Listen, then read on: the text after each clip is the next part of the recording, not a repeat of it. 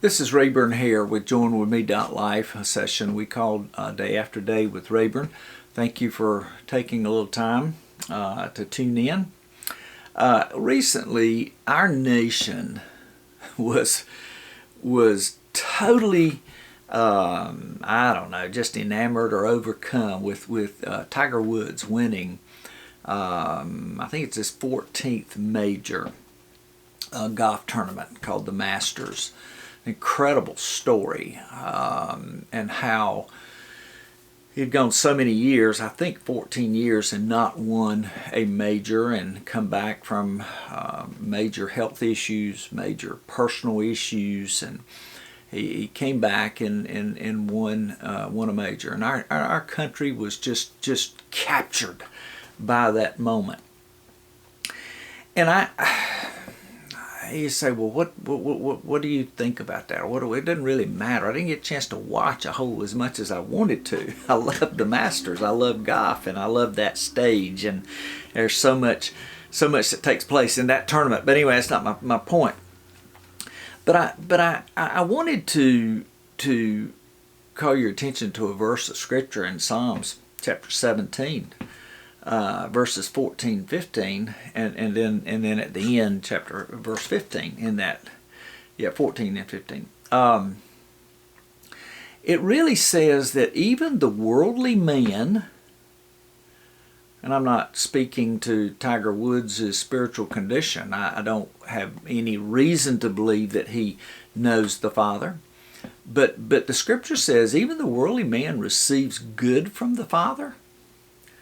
So it's not that, okay, well, God only blesses those who seek Him. Not at all. Even the worldly man receives good, but it is always for God's purpose. That chapter in Psalm 17 concludes, it says, they are satisfied with this world. In other words, if that's the thing that Tiger wanted to accomplish, and I know that one of his stated goals in life is to beat Jack Nicklaus's 18 majors, so he has 14, I think that's right, and he has 4 more to go to tie him, 5 to beat him. If that's his stated goal in life, basically, one of them, major one I suppose, well, I just want you to get the picture of that if you don't know the Father, then that's all there is. So at the end of that, if he accomplishes that, wins 5 more majors, beats Jack Nicklaus, then is that it? Is that all? Is that all there is? Because if it is, then that is your fulfillment. The Scripture very plainly says the world passes away.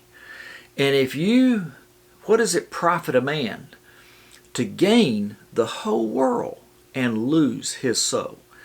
Because I would say accomplishments are wonderful things. I'm not in any way, trying to disparage that. Accomplish anything is a good thing. So I mean that.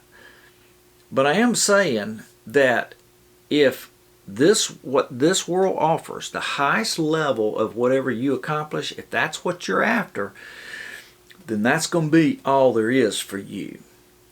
If you're seeking the Father, if you're satisfied with Him, then the Scripture is very plain in many places that's what's real. That's what's going to last forever. And that's a pretty special thing. I think of a statement I've used so many times about Elvis Presley. Elvis Presley said, when he was young, he said, all I ever wanted was a Cadillac. Now I have a fleet of them. So what? What he was basically saying is, oh my goodness, now I got everything I thought I wanted, and so what? It's not enough.